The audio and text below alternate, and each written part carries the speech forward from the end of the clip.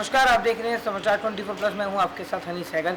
इस वक्त मैं मौजूद हूं नई दिल्ली में गीता शाक्य जी के निवास स्थान पे। गीता शाक्य जी को उत्तर प्रदेश महिला मोर्चा अध्यक्ष भाजपा के द्वारा बनाया गया है। गीता शाक्य जी किसान से जुड़ी हुई नेता है, जमीन से जुड़ी हुई नेता है।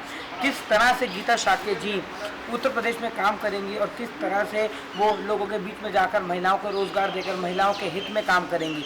विजय भारद्वाज जी के द्वारा आज यहाँ पर गीता शाक्य जी के निवास स्थान पे बहुत बड़ा कार्यक्रम का आयोजन किया जाएगा, जिसमें बहुत से लोग उत्तर प्रदेश से आकर गीता शाक्य जी को स्वागत करेंगे, उनको शुभकामनाएं देंगे। और गीता शाक्य जी क्या संदेश देती है, आइए दिखाते हैं हम आपको अपने न्यूज के माध्यम से। गीता शाक्य जिंदाबाद, गीता शाक्य जिंदाबाद, विजय भारद्वाज जिंदाबाद, गीता शाक्य जिंदाबाद, गीता शाक्य जिंदाबाद, विजय भारद्वाज जिंदाबाद, गीता शाक्य जिंदाबाद, गीता शाक्य जिंदाबाद, विजय भारद्वाज जिंदाबाद। देखिए, प्रदेश की आधी आबादी हमारे केंद्र और प्रदेश नेतृत्व ने ये जिम्मेदारी दी है। जिम्मेदारी बड़ी है, लेकिन मैं आभार व्यक्त करती हूँ अपने नेतृत्व को कि उन्होंने हमें इस लायक समझा है।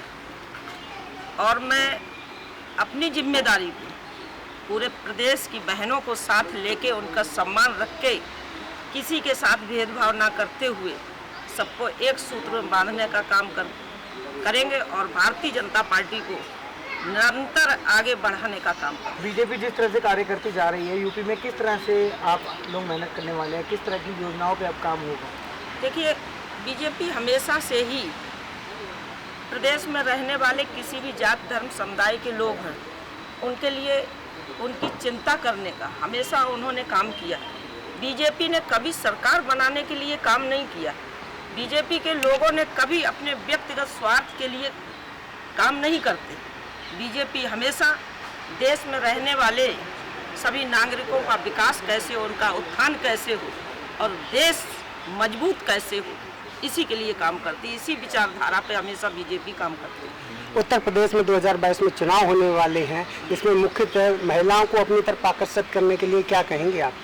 देखिए, आपने देखा होगा कि 2017 में भारतीय जनता पार्टी की सरकार बनी, मुख्यमंत्री आदरणीय योगी आदित्यनाथ जी बने और उन्होंने सबसे पहले कोई कदम उठाया तो उन्होंने प्रदेश में रहने मतलब बेटियों और महिलाओं के लिए सबसे पहले उन्होंने एंटी रोमियो स्क्वाड बनाया। तो इससे ही समझ में आता है कि बीजेपी के मुख्यमंत्री, उत्तर प्रदेश के मुख्यमंत्री महिलाओं के लिए कितने सतर्क हैं और कितना ख्याल रखने वाले हैं। आप देखिए ना, कभी किसी ने सोचा था कि देश के प्रधानमंत्री बेटी बचाओ बेटी पढ़ाओ जैसी योजना लागू करेंगे? तो लगातार देश और प्रदेश की सरकार दोनों हमारे नेतृत्व ऐसे हैं जो सबसे पहले महिलाओं का ख्याल, बेटियों का ख्याल रखते हैं। आप उत्तर प्रदेश की महिलाओं के लिए क्या कहेंगी अब? देखिए, उत्तर प्रदेश की महिलाएं के विकास के लिए, उनकी सुरक्षा के लिए हमारी भारतीय जनता पार्टी की जितनी भी महिला मोर्चा की बहनें काम कर रही हैं, तो उनका यही लक्ष्य रहता है कि हमारे प्रदेश में बेटियों को किस तरीके से आगे बढ़ाया जाए, उनके लिए क्या काम किया जाए, उनको किस तरीके से स्वावलंबी बनाने के लिए, आत्मनिर्भर बनाने के लिए हमेशा तत्पर रहती सरकार और प्लस हमारी महिला मोर्चा की बहनें। देखिए, हम बहुत उनको बधाई देती हूँ कि इन्होंने स्वच्छ भारत मिशन के तहत आज मुझे लगता है कि स्वच्छता के लिए बहनें कम निकलती हैं, लेकिन जिस तरीके से इन बहनों ने विजय भारद्वाज जी ने अपनी टीम में जोड़ा है और जिस तरीके से ये आगे बढ़ के आई हैं, इनके उज्जवल भविष्य को, और इनको मैं इनसे कहती हूँ कि जहाँ भी मेरी जिस तरीके की आवश्यकता पड़े मैं इन बहनों के साथ खड़ी हूँ। अध्यक्ष जी, आप किसान परिवार से ताल्लुकात रखती हैं। आप देखिए कितने महीनों से तकरीबन किसान जो है सड़कों पर धरना प्रदर्शन पर हैं, इस पर आप क्या कहेंगे? अच्छा, वही मैं कह रही थी, क्या सच में ये किसान है? किसान क्या 6 महीना अपना घर परिवार छोड़ के सड़कों पे बैठ सकते हैं? किसान वास्तव में जो किसान है वो अपने परिवार को किस तरीके से चलाता है, एक किसान ही जानता है। क्योंकि मैं किसान की बेटी हूँ, मैं इसलिए बड़ी भली भांति से जानती हूँ कि किसान 15 दिन के लिए अपना घर नहीं छोड़ता है। किसान के लिए पूरे साल में उनका खेती किसानी का काम रहता है। यूपी में आने वाला विधानसभा इलेक्शन में जो जनता का अपार समर्थन मिल रहा है, हम लोग 300 पार जाएंगे जो हम लोग काम कर रहे हैं। और दीदी का जो नेतृत्व है काम करने का हमेशा से सराहनीय रहा है। दीदी ने जिस क्षेत्र में काम किए हैं वहाँ से जीत हासिल हुई है। और दीदी ज़मीन से जुड़े व्यक्ति हैं, गरीबों के मसीहा हैं। हम गरीबों के लिए काम करते हैं। कोई भी इनके दरवाजे पर कोई आता शिकायत लेके, कोई समस्या लेकर, कि खाली पैर जाके काम करवा के आती हैं। ऐसे नेतृत्व में आज उत्तर प्रदेश आज 300 ऊपर से सीट लेके आए।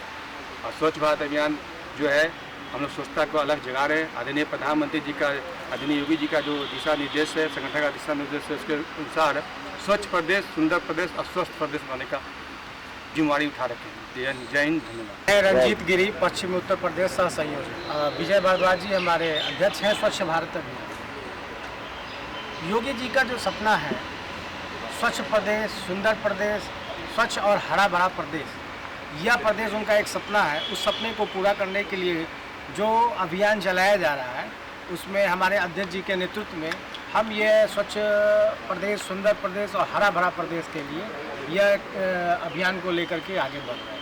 शिल्पी पटेल, वेस्ट यूपी कोऑर्डिनेटर स्वच्छ भारत अभियान से। माननीय विजय भारद्वाज जी के नेतृत्व में हम लोगों को बहुत बल मिल रहा है। अन्य दलों के अपेक्षा स्वच्छ भारत अभियान में महिलाओं बढ़ चढ़ के हिस्सा ले रही हैं। मैं सभी महिलाओं से, सभी माताओं बहनों से विनम्र निवेदन करती हूं कि वो एक अच्छा प्लेटफॉर्म पर आएँ और अपनी ऊर्जा का सही जगह इस्तेमाल करें और महिलाओं के लिए एक अच्छी प्रेरणा का स्रोत बने। क्योंकि आज हमारा सौभाग्य है कि हम बहन गीता शाक्य जी के दिशा निर्देशों के साथ आगे बढ़ रहे हैं।